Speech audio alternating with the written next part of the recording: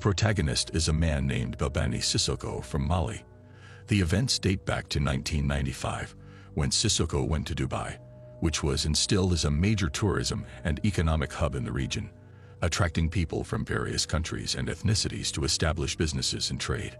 However, upon his arrival in Dubai on a business visa, Sissoko went to the Dubai Islamic Bank, one of the largest banks in the city. He went straight to the main branch. My people, don't say happen again. Not be small thing. They say nothing Musa not say forget. Now this matter when I carry on this guy, Mr. Soko for Mali. Man, I say go live here. I say go Dubai. Go bank. Go tell the bank manager. Say man, you know, guy say man, if the bank manager give him, if you give him $1,000, he go make him $2,000 for that. He go add down. That is you get waiting go take use and you go use Africa magic, Africa power to multiply the money for him. The bank manager true believer. The bank manager come for the victim, my people. When I watch the video, who tell you say black power, not the black magic, not the way this Mr. Soko take use for that bank manager for Dubai, my people. When I watch the video, I bet Mona help me share this video. As we they learn, as we they watch, that's how we they learn. As we they learn, my people, others people need to learn with us. When we share this video, we love. Thank you for watching. Bye for now. See you in my next video. Bye bye. Bye. Protagonist is a man named Babani Sissoko from Mali. The events date back to 1995, when Sissoko went to Dubai, which was instilled as a major tourism and economic hub in the region, attracting people from various countries and ethnicities to establish businesses and trade. However, upon his arrival in Dubai on a business visa, Sissoko went to the Dubai Islamic Bank, one of the largest banks in the city. He went straight to the main branch and insisted on meeting the bank manager, Mohammed Ayoub. The employees were surprised. It's not usual for someone to walk in and demand to see the bank manager immediately. Despite this, Sissoko persisted until he got a meeting with Ayoub. When Ayoub inquired about the purpose of his visit, Sissoko requested a car loan. Typically, certain criteria are needed for a loan, like having a job or a steady income, which Sissoko didn't have, especially as a recent arrival in Dubai. However, he somehow convinced Ayoub to grant him a car loan without any collateral. Afterward, Sissoko thanked Ayoub and invited him to his apartment for dinner. Initially, Ayoub was hesitant, but Sissoko insisted, and to persuade Ayoub to visit his apartment and accept the dinner invitation, Sissoko tantalized him with a promise of showing him something extraordinary and unique from his culture, a marvel he had never seen before, assuring Ayoub he wouldn't regret it. Ayoub's curiosity was piqued, especially in the 1990s, when tales of magic and jinn were more mystical than today, and people were more fascinated by and believed in them. Eventually, Ayoub agreed to the invitation. In the evening, Ayoub arrived at Sissoko's apartment. Sissoko welcomed him, and after some initial conversation and hospitality, Sissoko led Ayoub to a dark, smoke-filled room, resembling something from another world, filled with various objects. There, Sissoko revealed that he was a sorcerer capable of using jinn to double any amount of money. Meaning, if Ayoub brought any amount, Sissoko claimed he could return twice the sum. Ayoub, listening intently and observing the room, seemed to be drawn in by this strange and curious world. To make a test, Ayoub called a relative to bring 100,000 dirhams, or approximately $25,000. When the money arrived, the bank manager handed it to Sissoko, and they both entered the dark room, which truly resembled a sorcerer's chamber. In the center of the room, Sissoko sat down with the money in front of him, while the bank manager stood and watched. Suddenly, music began to play throughout the apartment. Sissoko threw a substance into the censers, causing the smoke and incense to increase significantly. He started chanting in strange tones, swaying his body from side to side. Then, unexpectedly, the electricity in the apartment went off, plunging everything into darkness. Moments later, a loud noise came from an adjacent room, and a door burst open. A man ran out, screaming about a jinn that had appeared and attacked him. The bank manager was bewildered and didn't know what to do. Sissoko laughed and told him not to worry, explaining that such occurrences were normal, but the jinn might be uncomfortable with his presence as a stranger. He advised Ayoub to leave the apartment for a while until the money doubling process was complete. The manager, now scared and confused by what he witnessed, obeyed and waited outside, hearing sounds of music, movement inside the apartment, and even thunder, lightning, and smoke seeping from under the door. After a while, the commotion inside the apartment subsided, the noises ceased, and the door opened. Sissoko, standing at the door, invited the bank manager back in. The manager entered to find the apartment filled with smoke, but the first thing he noticed was the money on the table. Sissoko pointed to the cash and told the manager, "Here is your money, doubled. You gave me 100,000, and now it's 200,000. The manager approached the table, incredulously handling the money. It indeed seemed like the amount had doubled 200,000, precisely twice what he had given Sissoko. At this moment, the bank manager, Mohammed Ayub, was utterly convinced by the act. Sissoko's performance, possibly with the help of accomplices, had him firmly believing in the sorcery and not harboring any doubts. It's worth noting that this money-doubling trick was a common scam in the 1990s, particularly executed by individuals of African nationalities. Ayub fell into the trap, genuinely believing that Sissoko was a sorcerer who could double the money.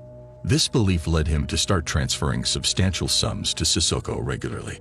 He opened a special account in the bank for Sissoko and continued to transfer money into it. Here, the story takes an even more illogical turn. Despite transferring millions from the bank's funds to Sissoko, the money never came back doubled. Ayub just kept making one transfer after another, all from the bank's money. In the period between 1995 and 1998, the bank manager executed a staggering 183 transfer operations to Sissoko's accounts. We're not just talking about his accounts in Dubai, but also those in various countries around the world, including the United States, Switzerland, and France. The total of these transfers reached an astonishing $242 million. One of the fundamental questions is why the bank manager continued making these transfers, millions upon millions, even though Sissoko never doubled any amount as promised but simply kept receiving the millions without any apparent reason. There's no clear explanation for this behavior, only conjectures. Some speculate that Sissoko might indeed have been a sorcerer, not just a con artist, and used magic to cloud the bank manager's judgment, compelling him to continue the transfers. Another theory suggests fear played a role. Perhaps the bank manager truly believed Sissoko was a sorcerer and feared harm to himself or his family if he disobeyed. A third possibility is that Sissoko might have had some leverage or threat over the manager. When the bank manager first transferred a significant sum, likely in the millions, Sissoko might have refused to return the doubled amount and instead threatened to expose the manager if the transfers weren't continued. The second pressing question is how such massive amounts were withdrawn from the bank over 3 years without anyone noticing or raising an alarm. Even if the bank manager was the highest authority in the bank, there must have been accountants, routine audits, and inventory processes. How could such a huge sum, a whopping $242 million, go unnoticed for 3 years? This aspect is perhaps the most baffling part of the story. It's possible that banking operations at the time were different, or the accounting systems weren't as advanced as we see today. We are talking about an incident that occurred around 30 years ago. But this explanation seems weak because, regardless of the systems in place, the amount was extraordinarily large. Here begins the second chapter of the story, focusing on the luxurious life Sissoko enjoyed using the bank's money. As mentioned earlier, the story started in 1995. After deceiving the bank manager and securing millions, Sissoko decided to leave Dubai and return to his home country, Mali. During this time, the bank manager continued transferring millions to Sissoko's account. Sissoko spent several months in his home village of Debiut in Mali, which, like many villages in the region, was impoverished. He was showering the villagers with gifts and money and initiating various projects. This generosity transformed the village's economy, and the villagers started seeing him as a father figure and savior, affectionately calling him Baba Sora. He became a beloved and revered figure in the community. After several months in the village, Sissoko decided to move to the United States, specifically New York, with the bank transfers still ongoing. In the early months of 1996, Sissoko arrived in New York and opened an account with Citibank, one of the largest American banks at the time. He visited the main branch in New York and somehow convinced one of the female employees to marry him, likely using his wealth as a lure. Despite knowing that Sissoko already had multiple wives in Africa, Europe, and other parts of America, she agreed. This marriage to the Citibank employee was primarily aimed at facilitating his banking transactions, as he planned to transfer all of his funds from Dubai to the United States. Indeed, Sissoko successfully transferred over $100 million from his account in Dubai to his account in the United States at Citibank. His new wife, an employee at Citibank, likely facilitated these transactions. While Sissoko might not have needed her assistance, her involvement certainly smoothed the process. In return, he gifted her $500,000 and continued to spend generously on her. To substantiate the transfer of this enormous sum from Dubai to Citibank in America, this page documents the case filed by Dubai Islamic Bank in 1999 against Citibank in the United States. It's a documented legal case that took place in New York courts between the two banks. The case details that from 1995 to 1998, with the assistance of 3 Citibank employees, whose names are listed in the court documents, one of them being Sissoko's wife according to the case, they helped a man named Fautanka Babani Sissoko in a money laundering operation. The court records and documents mention that the amount involved was $151 million. Let's get back to our story. Feeling secure once the money reached his American account, Sissoko started living a lavish lifestyle in the United States. He began spending extravagantly, purchasing whatever he desired. He even bought planes and established an airline named after his village, Dabia Airlines. He bought a private small plane and 2 Boeing 727s, each with a capacity of 180 passengers. He intended to create a full-fledged airline, but he opted for used and older planes, as new ones were prohibitively expensive even for him. However, these ambitious plans didn't fully materialize. The planes mostly remained grounded at the airport, and the airline he dreamt of never truly took off. This was characteristic of Sissoko. He would enthusiastically invest millions into new ideas, only to lose interest later. Sissoko, amidst his grand project ideas and extravagant spending, did not forget his people. He continued to support the inhabitants of his village, Dabia, and his popularity grew, even extending to neighboring areas. Whenever he landed his plane, people would gather to welcome him with flowers and embraces, and he generously shared his wealth with them. Sissoko lived like royalty in every aspect, including popularity and public adoration. However, things took a turn for the worse in July 1996. At that time, Sissoko attempted to purchase 2 helicopters that belonged to the U.S. military. These were old, decommissioned military helicopters dating back to the Vietnam War era. Sissoko had set his sights on them and submitted a purchase request to the U.S. government, claiming that he wanted to convert these helicopters into air ambulances to transport the injured. He planned to use them in his village, where he had already built hospitals and clinics, as an additional support tool for these medical facilities. However, the U.S. government stalled the request due to suspicions that Sissoko might use the helicopters for other purposes, such as training or arming them for use in civil conflicts in Mali, given their military origin. As a result, Sissoko's associates attempted to expedite the process through illegal means. Sissoko's followers tried to bribe a U.S. official with $30,000. Sissoko didn't directly order this bribe. Rather, it was an initiative from his supporters. Unfortunately for them, the official they attempted to bribe was honorable and reported the bribery attempt to the authorities, leading to their arrest. Investigations revealed their connection to Sissoko, making him a wanted man in the bribery case. However, Sissoko was not in the U.S. at the time, prompting an international warrant for his arrest through Interpol. Sissoko was eventually arrested in Geneva. He was detained in one of the prisons there, awaiting extradition to the U.S. He immediately hired American lawyers to defend him, with Thomas Spencer as his lead attorney. Sissoko requested Spencer meet him in the Swiss prison to discuss the case and subsequent legal procedures. Spencer, recounting his visit to Geneva, mentioned an unusual interaction with the prison director. Before meeting Sissoko, Spencer spoke with the director, who oddly requested to delay Sissoko's extradition for as long as possible. Surprised, Spencer inquired about the director's interest in the matter. The director revealed that Sissoko was arranging for exquisite meals to be flown in from Paris every night, creating a rather enjoyable situation for them. From the moment Thomas Spencer encountered the peculiar situation with the prison director in Geneva, he realized he was dealing with a unique and bizarre character. Soon after, Sissoko was extradited to the United States to face charges related to the bribery case, specifically in Miami, Florida, where the bribery incident occurred. Spencer's first move was to request a bail hearing, aiming to secure Sissoko's release until the trial.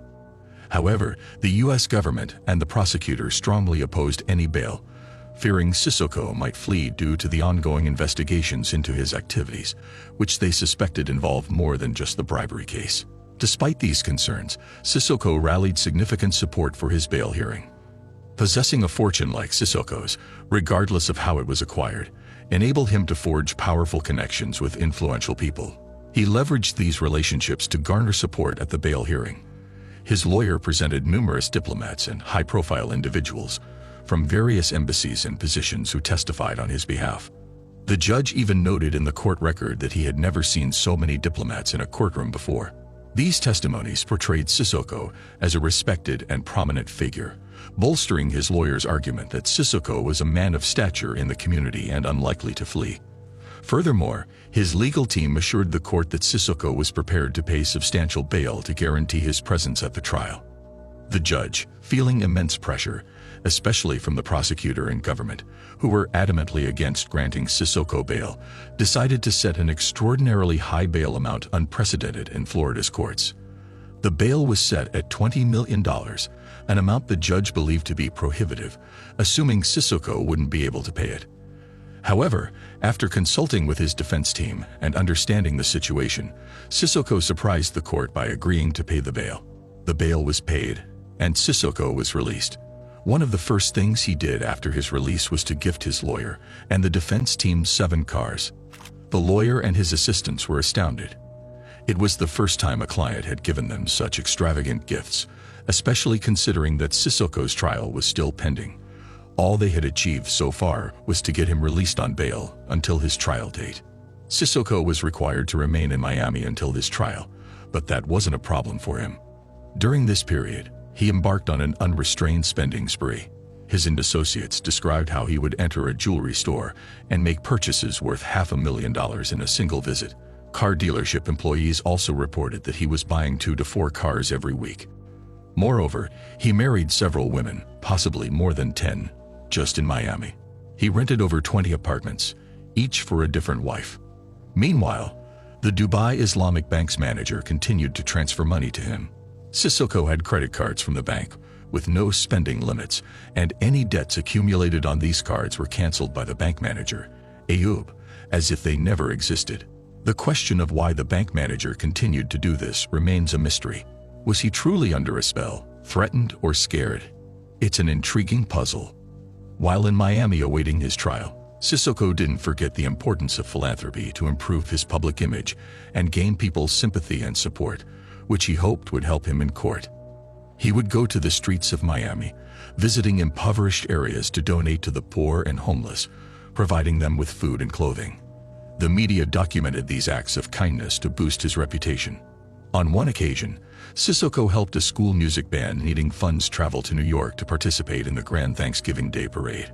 He donated $300,000 to the band, much more than they required for the trip. In gratitude, the band performed a special musical piece for him to express their appreciation. Sissoko was working on improving his image in Miami society, believing it would ease his upcoming trial. In March 1997, the trial for the bribery case related to the purchase of helicopter aircraft began. His lawyers advised him to deny the charges, especially since recorded conversations showed Sissoko instructing his men to expedite the helicopter's acquisition without breaking U.S. law. Contrary to his lawyer's advice, Sissoko confessed to the crime in court, taking full responsibility for the bribery case. His lawyers were perplexed by his decision, and his main lawyer, Thomas Spencer, was even angry. When Spencer tried to understand Sissoko's rationale, he refused to explain. Spencer felt something was amiss. Years later, it was discovered that Sissoko might have confessed to halting further U.S. investigations into his financial dealings, fearing more serious problems than the bribery case. Sissoko's sentence wasn't severe. He received only a 43-day jail term and a fine of $250,000, as the bribery case wasn't considered major. It was just $30,000, and it involved 2 out-of-service helicopters, so it wasn't seen as a highly sensitive matter. Sissoko was sent to a federal prison in Florida, a regular facility, not particularly high security. After serving about half of his sentence, the government offered him a deal to complete the rest under house arrest in exchange for a significant donation to a homeless shelter. Sissoko agreed and donated $1 million to the shelter. Consequently, he was released from prison to serve the remainder of his sentence under house arrest at one of his houses. Once Sissoko completed his sentence, he immediately left the United States and returned to Mali. Upon his arrival, he received a grand welcome at the airport, as usual. In 1998, bank transfers from the Dubai Islamic Bank's director to Sissoko continued. Sissoko didn't save the money. Instead, he found ways to spend it, either on failed projects like Dabia Airlines or by distributing it to his followers and those around him. He enjoyed playing the role of a modern-day Robin Hood. Even his lawyer noted that while in Miami awaiting his trial, Sissoko spent about $1 million monthly in gifts to people around him. This expenditure was bound to increase in Mali, where these people were his kin. And it's much easier to be generous with someone else's money. At the same time, he constantly requested more transfers from the bank's director, who continued to comply, though it remains unclear why. However, such an unusual situation was bound to come to light eventually. In March 1998, some of the bank's accountants started noticing discrepancies and began asking questions. The bank director felt the pressure, especially since he had been unable to contact Sissoko for some time. According to the story, the director decided to confess to a close colleague. He struggled with how to broach the subject, unsure how to explain that he had transferred such massive amounts to an African man from another country because he believed him to be a sorcerer or because he himself was under a spell. It was an unbelievable scenario. Embarrassed, the director couldn't bring himself to verbalize the total amount transferred to the so-called African sorcerer. Instead, he wrote it down: 890 million dirhams, equivalent to $242 million. His colleague was understandably shocked, realizing this could mean the end of the bank. Once the news started to spread, panic ensued among the bank's clients, fearing for their deposits. This could have led to a massive bank run, exacerbating the bank's financial crisis. The Emirati government swiftly intervened following the discovery of the bank's financial troubles. The Dubai-owned newspaper Al Bayan published an article assuring the public that the situation was under control. The Emirati government and the central bank guaranteed the safety of all deposits at Dubai Islamic Bank, crucial to preventing panic and mass withdrawals. The article also mentioned that an investigation was underway and that Dubai Islamic Bank's director, Mohammed Ayoub, along with two of his associates, had been detained for embezzling funds ranging between 200 to 500 million dirhams. Most of the loss was borne by the bank's owners, as it was a private institution on the brink of collapse until the government's intervention. In exchange for this rescue, a significant share of the bank became government-owned. Details of the court proceedings against the director and his associates are sparse, but according to the article, 17 people were sentenced to 3 years in prison. These defendants were of various nationalities, mostly bank employees, which somewhat explains how such large sums could be embezzled. Whether these employees benefited from their complicity remains unknown. The article confirmed the total embezzled amount attributed to the bank's director, Mohammed Ayoub, was over 890 million dirhams. As for Sissoko, he was also among the 17 sentenced, receiving a verdict in absentia as he remained in Mali. All defendants were handed only 3-year sentences. In 1999, Dubai Islamic Bank filed a lawsuit against Citibank in the US, accusing it of accepting large transactions without proper procedures. The bank demanded compensation of $151 million, but it appears that Citibank ended up paying no damages. Lawyers appointed by Dubai Islamic Bank in the US investigated the transfers to determine where the money went. They concluded that Mohammed Ayoub, the director of Dubai Islamic Bank, and his associates did not benefit financially from any of the transferred funds, which all went to Sissoko. This baffling situation brought us back to the question: why did the bank director authorize all these transfers? As for Sissoko, Interpol, the international police organization, issued an arrest warrant in his name, meaning he would likely be arrested if he traveled anywhere. Thus, he remained in Mali, which doesn't have extradition treaties with other countries. And to further protect himself, Sissoko became a diplomat. He ran for parliament in 2002, won the elections due to his popularity, and became a member of the Malian parliament, thereby acquiring diplomatic immunity. He believed this would protect him even if he traveled abroad. However, over the years, Sissoko's fortune dwindled due to his excessive spending, leading to a significant decrease in his popularity. He lost the 2014 elections, his parliamentary seat, and his diplomatic immunity as well. Sissoko then returned to his small, remote village of Debia and lived there for the rest of his life. In 2018, a BBC reporter managed to reach Debia, find Sissoko's house, and convinced him to participate in an interview, the only one he ever gave. Unfortunately, Sissoko's interview wasn't very enlightening and failed to answer the intriguing questions we had. Sissoko didn't speak much and didn't provide clear details about the whole affair. The key takeaway from the interview was Sissoko's admission of once possessing a vast fortune, claiming at one point to have had a capital of $400 million. However, he only embezzled $242 million from the bank. Where did the additional millions come from? There are two possibilities. Either Sissoko exaggerated his wealth, or he was involved in other unknown scams. Many lean towards the latter and doubt that the Dubai Islamic Bank scam was his only operation. When asked about the current whereabouts of the money, Sissoko simply said he had spent it all. When the interviewer questioned him about the Dubai Islamic Bank case, he evaded the topic, almost denying it and stating that his only interaction with the bank was for a car loan. Regarding the $242 million and the use of magic, he laughed it off, denying everything and stating that if he were a wizard, he wouldn't need to rob a bank. He suggested that the bank should explain how such a huge sum disappeared from their accounts. The interviewer, being in his house and among his people, didn't press him further or ask about the significant transfer documented at Citibank in America, nor about the bank employee he married, his extravagant spending in Miami, or the myriad other questions she could have asked, but chose not to out of fear. In the interview, Sissoko made a revealing statement about his character, saying one can never have enough money. Today you spend 10 million, tomorrow you want 20 million, and the next day 40 million. Money is insatiable. Sissoko remained free and unaccountable, living in his small village of Debia until he died in 2021.